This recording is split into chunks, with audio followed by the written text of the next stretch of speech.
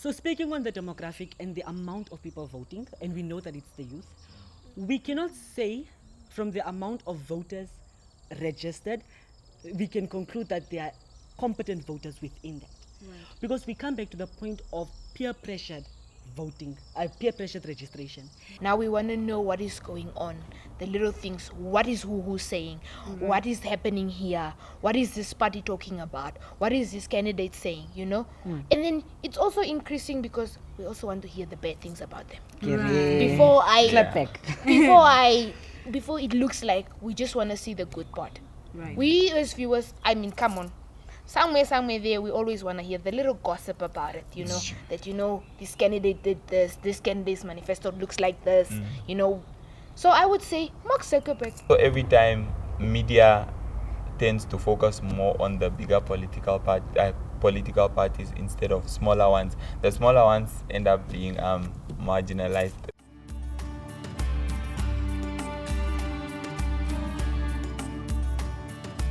Serena, welcome back, bestie, as we discuss politics, right? Good evening to you viewer at home. This is your host, Lapakasha Shapaka, and this is Students Talk Politics. Tonight, we will be delving into media and politics as we explore the role of media within politics. Media plays a pivotal role to me in politics, but of course, this couldn't have been my doing alone. I am working in partnership with UNAM TV and UNAM Radio, as well as the University Political Science Society. As the Vice Presidential elect, it is my key priority to make sure that politics reaches you at the comfort of your home. Of course, discussing this interesting and pivotal topic with me here tonight is an interesting panel filled with professionals in various industries and also scholars such as myself. On my left, I have Mr. Valialam Shifeta, a first-year media student with a key role within politics himself, very well versed on politics himself, and also with a rich background in organization work and in Millie, which is education school, yes, to activism school. It's a media literacy. Media literacy school. There you heard it from himself, the man himself, Media House himself. On my right here, I'm joined by two very important guests, Mr. Everett Herman Peters, a first-year political science student, and also the man paving ways for the youth in Namibia by taking civic education to his heart, making sure that everybody is informed at all times. And then on my far right, I'm joined by Miss Saskia. I don't want to butcher her surname, so I'd rather let her come in a bit later with her very interesting surname. But she is also a first-year political science student and also very well versed in the world of media and also in the world and working space. Can you believe it? I have a beautiful panel here to discuss and explore the role of media shaping your perspective in politics. Right, good evening. Good evening.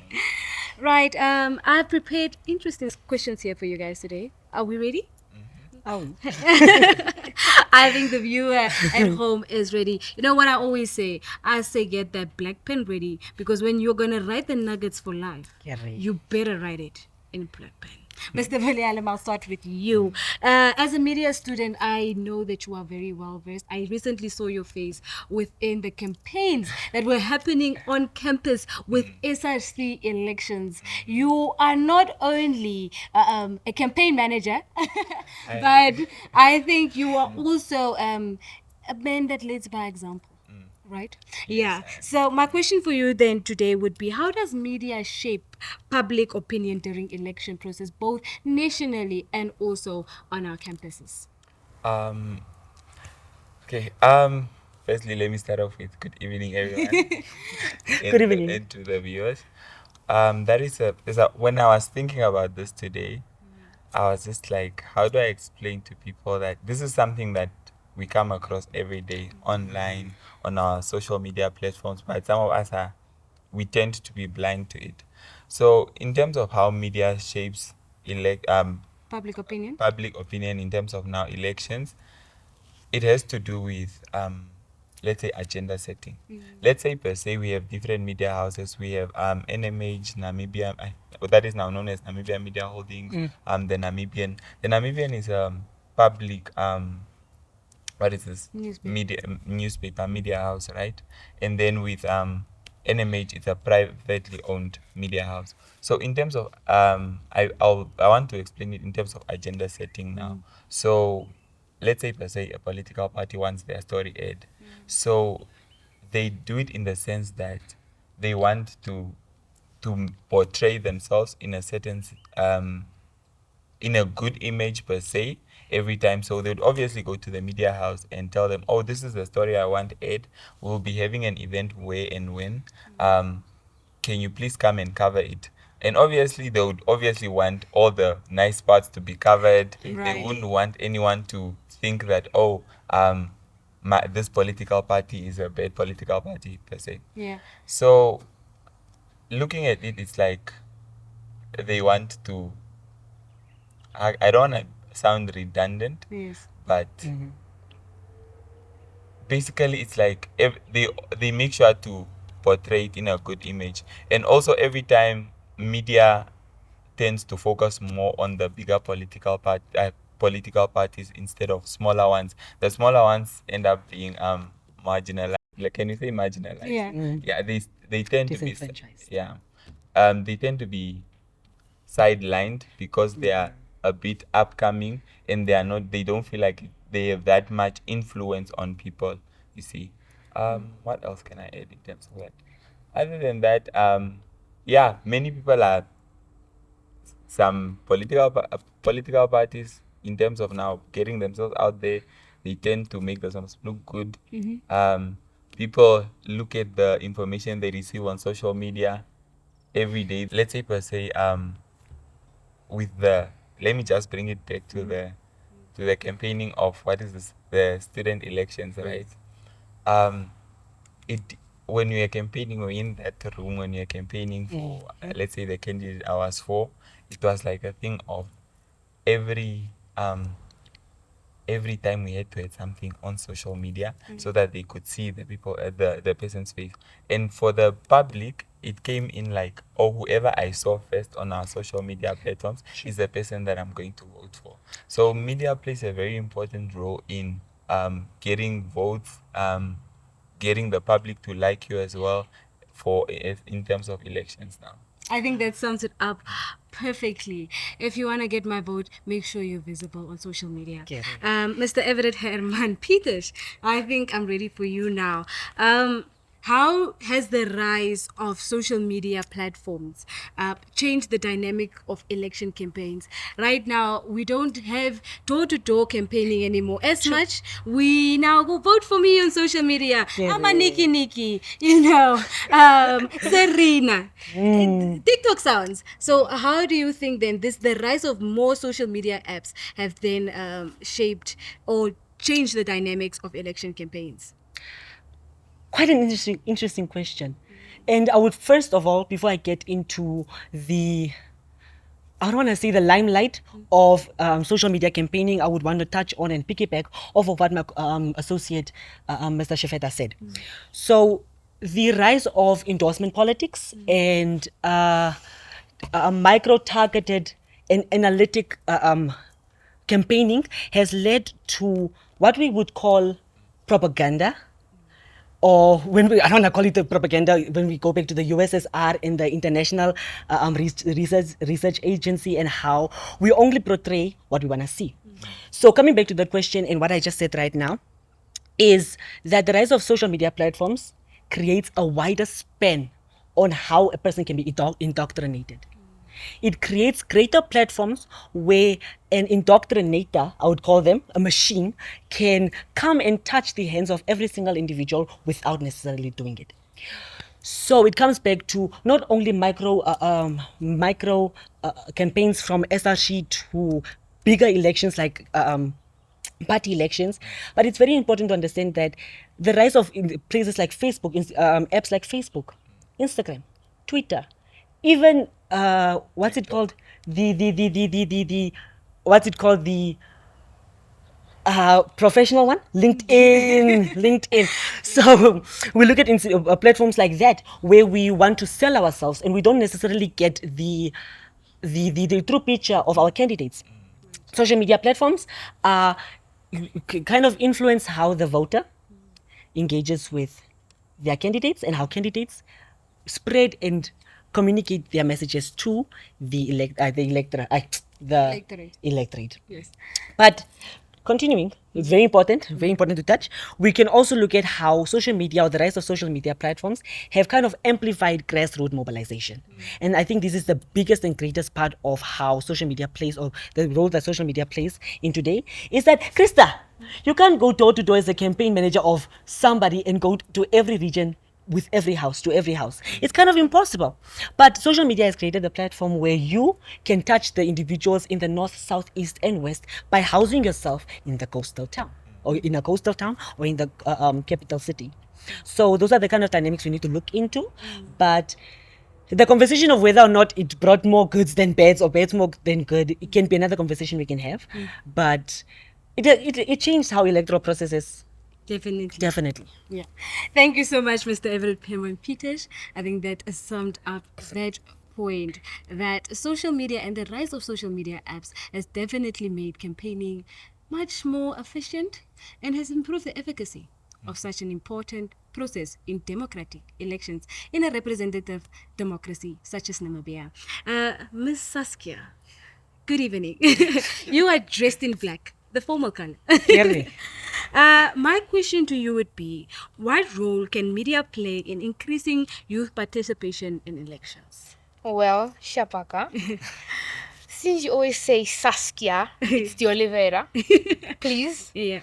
I would say the media plays a vital role in increasing youth participation in election, as they tend to increase the awareness of the youth by informing them about the election, the registration of the elections, the deadlines, and they also tell them about the importance of their vote. They tend to tell them through the TVs, the radio, and news outlets, where different youth people can see. Okay, I'm sorry to say youth people. The youth people. They also educate us. I can say they have educated me in ways that I have not known about it. I didn't even know that the registration was ending like soon. When it started, I didn't know. And when they educate us, they educate it in the most simplest way that one can understand. Some of us really need to understand it in the simplest way, where they take and break down the information that the parties give and to the youth, they break it down in a way that I can understand. I will say because you know me already. Right. They normally do this most through interviews, debates like the one that we went to, the presidential one. They break it down for us in ways that we didn't know, and they also give the youth a platform to speak. The media plays a role that gives the youth a voice that we don't normally have, where we express our political views and certain things. We all have views and everything. Now the media gives us that thing where we can talk without having a limit. Right. However, there are some things we cannot say. Yes. Definitely. Thank you so much, Ms. Saskia. I wouldn't say the surname again, but I hear you. That sums up the point of that media really does make it easier to get information out there, provide a platform such as this one. Shout out to UNAM Television for giving us such a platform to discuss such a pivotal matter in partnership with UNAM Radio, always making sure that the voice of the future knows what's happening today and not only in the future. Right, let's move on to the next part of my interesting questions that I have here for you today. I am a chef, so I make it a point to cook up nuggets that the viewers can then write down in black ink for life, or at least for the upcoming elections, both on their campuses and nationally. Mr. Everett Herman Peters, can you take us on a journey discussing the challenges we face with misinformation and how can media address this? I think that's a tricky question when media alone or social media platforms alone couldn't really address the idea of propaganda. However, Krista, it is the work of every single one of us as pure intended political engagers, and individuals that want to kind of create a clear picture of what politics is and should look like. So when it comes to the question of what should media houses or what should media look like, it is the initiative of every single one of us to dissect information that is given to us. And I'm always the biggest believer in that you cannot always and fully believe in something until you have challenged it and unpacked it. So that is the first step. It does not start with the media. However, it starts with the consumer. Because again, as my comrade Saskia, still afraid to say the surname, they said that media is a platform where we air our views, right? However, you cannot control what views are being aired. So it's the job of the consumer to then dissect and unlearn and unpack the information that's fed to us. But what is the first part of the question? The challenges. The challenges we face Yes. with media, the information we get. So the biggest challenge again comes back to there's no regulating force to the information we receive as viewers and as likers. So we understand the troll farms. Right. We understand cash cows. We understand cloud chasing. And we live in a society where the person with the biggest views, the biggest likes will get your vote. That is the fact of life. However, Krista, the biggest challenge that we face isn't a electoral gain, right? It's a willingly ignorant electorate. Right. And that is the biggest thing we need to unpack. Right. Thank you so much, Mr. Everett Herman Peters, for telling us that the role or the responsibility does not only lie with media and media houses and any media outlet, but it also lies with the consumer to decipher between the good and the bad and what to dissect and what to take in and what to let go of. Mr. Villielem. As a media student, you know how to identify and discern between information that is thrown to you through or via media. My question then would be, in your view, do you think that media can be biased in its coverage of politics? Because sometimes we see that, no, we can't air this because of whose toes it will step on, or no, we can't post this because it's not really fair to the other party or to the other individual that might also be campaigning for the same office on campus. So do you think that it can be biased in its coverage of politics? Okay. You asked me from the point of a media student, but you didn't ask me from the point of a melee facilitator. Oh, Okay. Now, as a melee facilitator, this is something that in melee there are three mediums, right? There's fight the fake, there is media and elections, and the last one is tackling hate speech and radicalization, right? So now in media and elections, let me say the participants that go there, or because we host melee youth projects, right? The participants that go there get taught about these things or the basically media and elections that we are talking about now, or the topic that we are focusing on now. So to answer your question, yes, media can be biased in terms of the information that is being aired online. Now, the reason I'm saying this is that, let's say per se, like I was saying, when in terms of the previous question, right? I work for a certain company that is private and there's a public one, right? Now, the private company, let's say there's different stakeholders that invest in the company.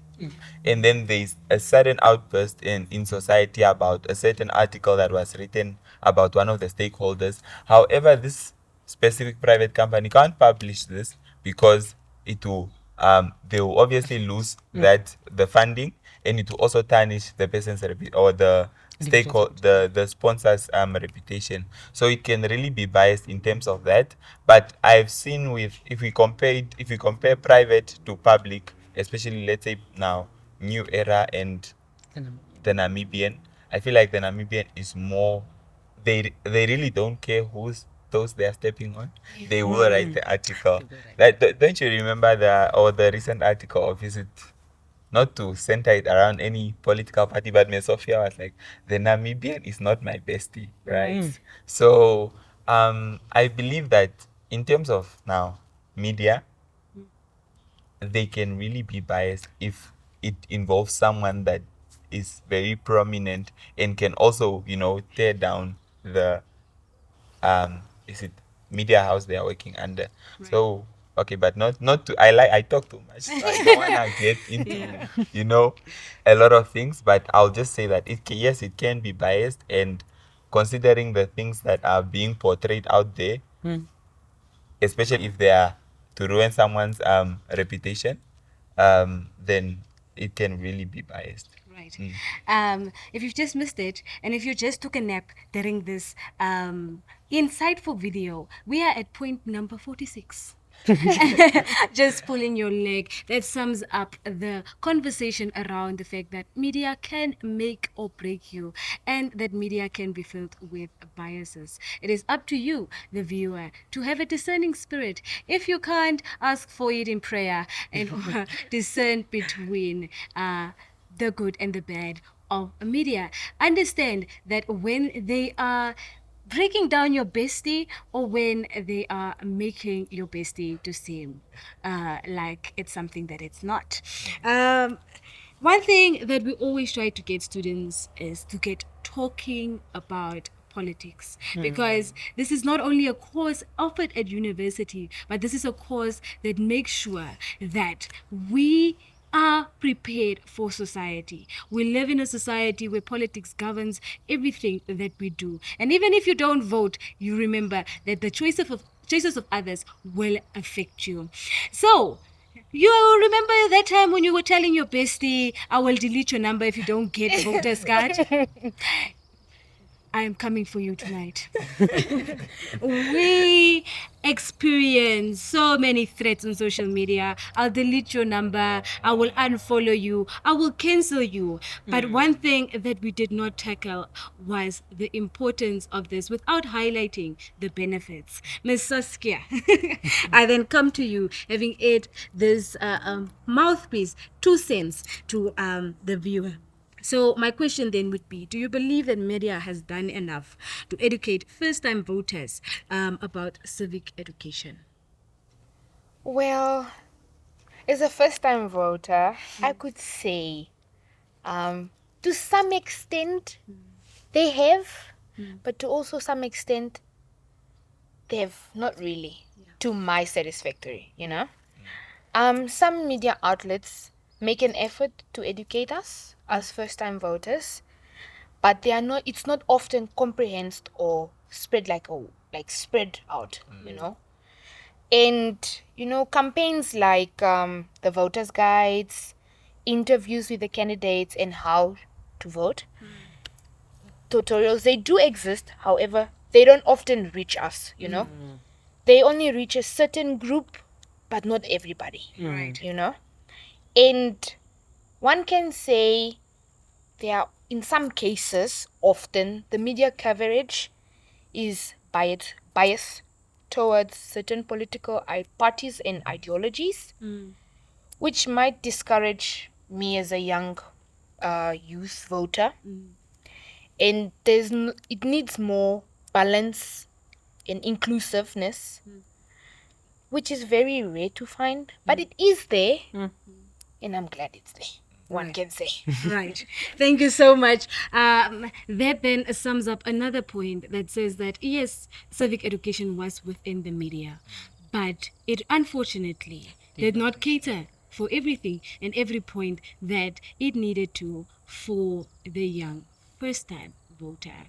According to the ECN reports on the demographics that have voted, we see that the youth the young people, 71% president generals, you guys have registered to vote the most. And compared to any other generation within the political landscape of Namibia or the electorate of Namibia, or also unpacked or also broken down, for lack of a better term, by ECN was the age and the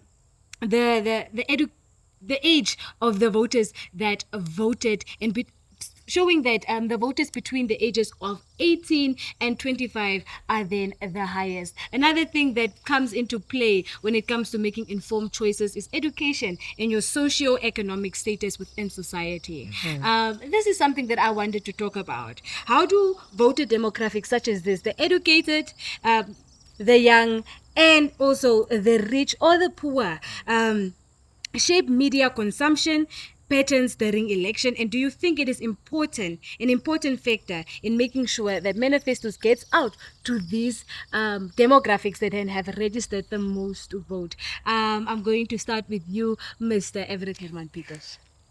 This is quite an interesting question because it sums up, I think, a lot of what we spoke about today. Right. So speaking on the demographic and the amount of people voting, and we know that it's the youth, we cannot say from the amount of voters registered, we can conclude that they are competent voters within that. Right. Because we come back to the point of peer-pressured voting, peer-pressured registration. And most of the institutions and organizations that have been pushing for the voters registration pilot or project have not necessarily come back and spoke to the voters. I've always said that I think Namibia we are one of the most ignorant voters, and it comes back to me myself, where I do not have the access to the resources and manifestos. Like it comes back to what my colleague Saskia was talking about, where information is not disseminated in such a way that it's consumed by every single person. It's come back to a conversation that we also had, that should manifestos be translated in every single native language in Namibia?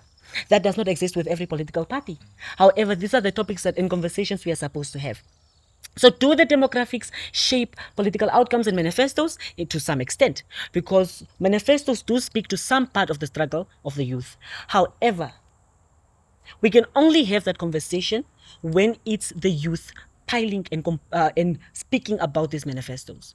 So I don't think Namibia is at a point right now where the youth is fully represented within the manifestos and political parties, because there are many conversations that we refuse to have because of religious indoctrination, native and indigenous indoctrination. However, we are moving towards that point, and I'm very glad. However, media also plays a critical role where small political parties can reach their target market. It comes back to what I said, grassroots mobilization. So are we at a place where we can say that these demographics represent and can push for some type of change? Not yet.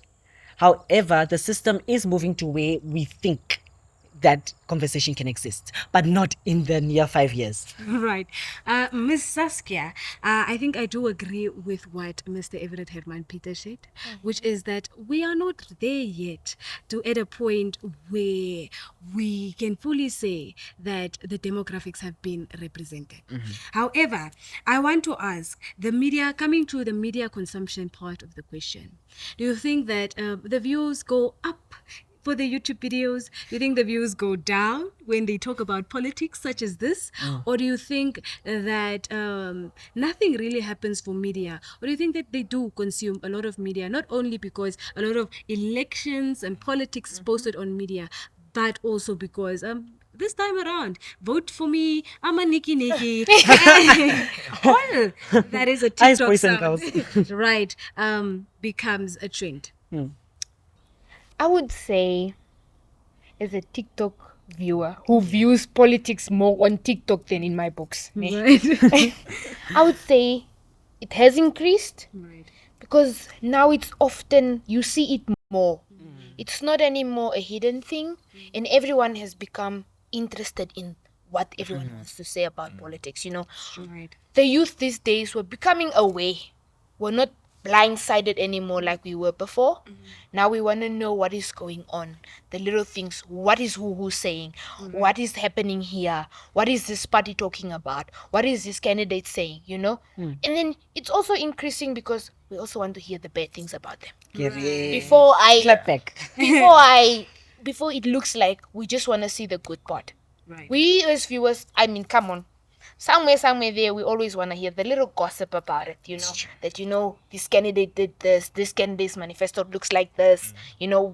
So I would say Mark Zuckerberg is happy, the gladdest person on earth right now. Yes. Because out of everything, his things are going higher, higher, Get higher. Right.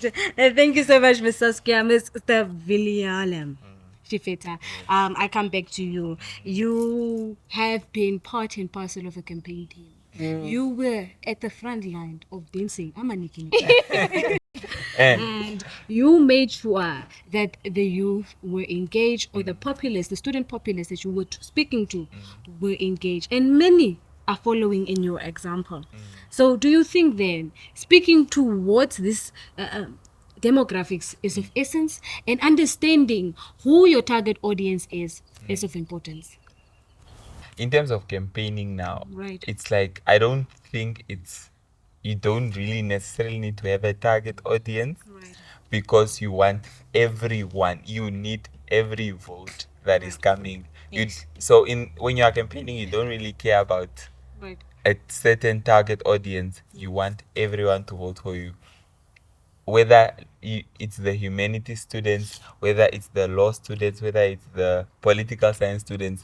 You are not really looking at a target audience at that time. You just want everyone to vote for you. Can I add on to that? Right, Mr. Everett, you were. I want to add on to that, like looking at it more on a macro level, and we look at analytical campaigning, where political parties, even, I don't think Namibia is at the place where it needs to be to do such things, I assume. However, we can also look at the Trump elections and presidential campaign, where social media platforms, especially for specific individuals, were catered and pushed out in such a way that if you are a woman that does not agree with abortion, then you will see a Trump campaign poster that is against abortion.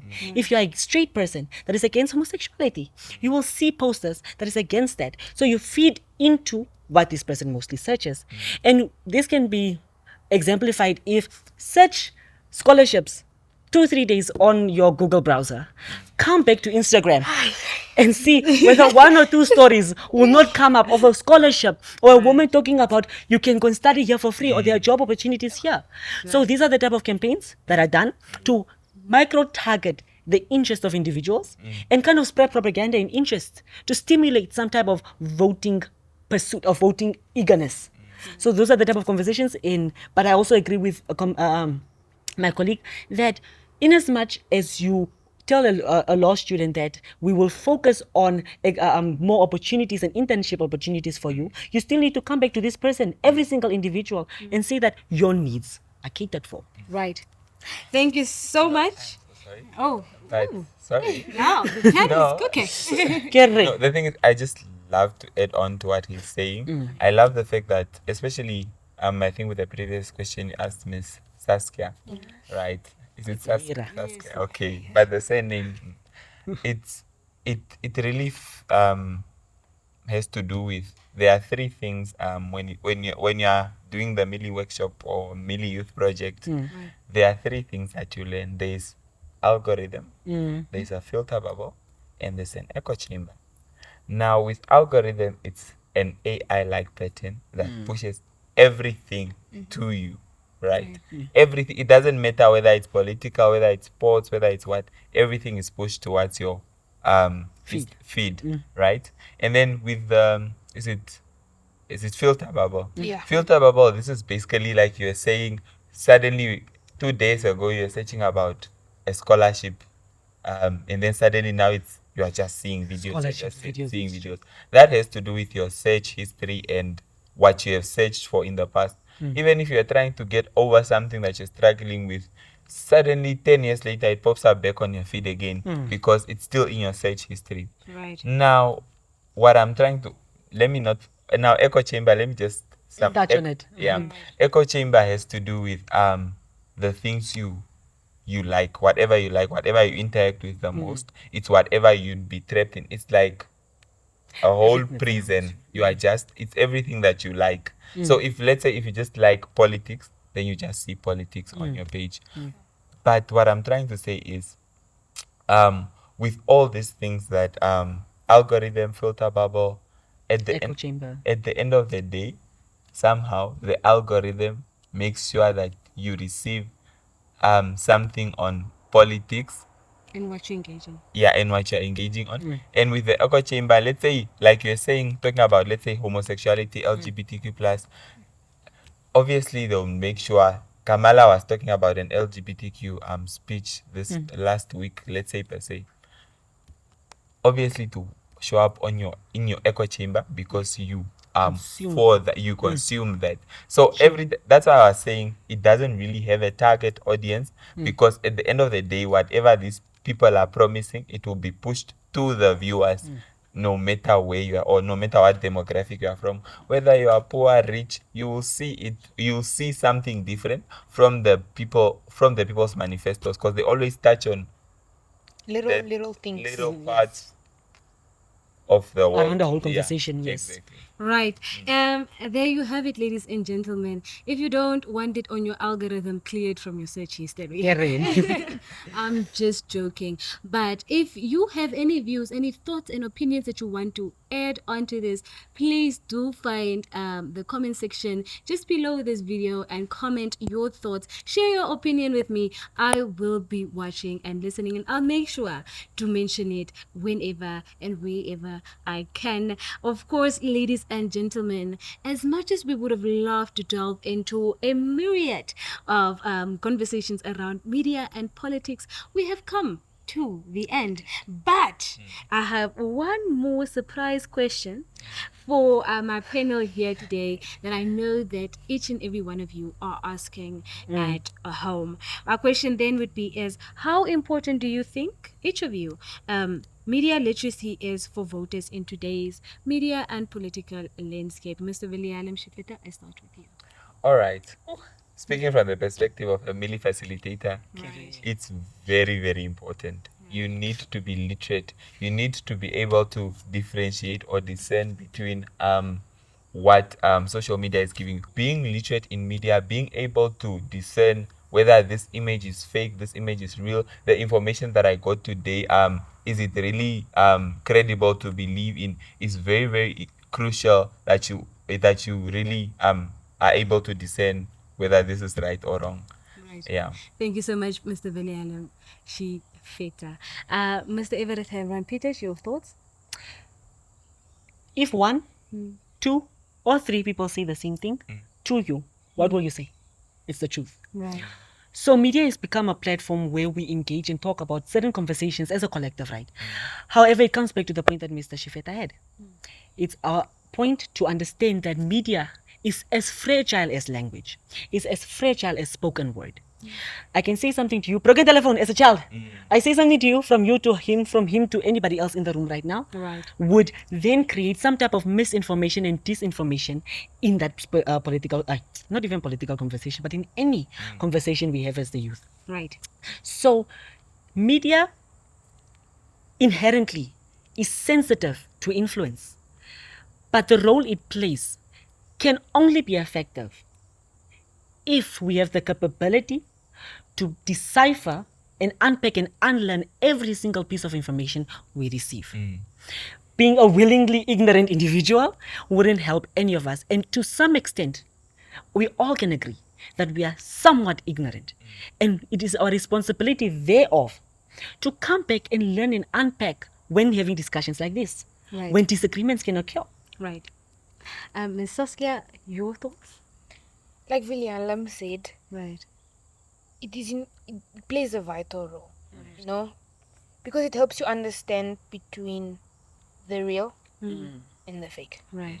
Because someone, I would even say myself, any story that pops up in my For You page, I don't know. I won't lie. I don't know. I will believe it as I see it.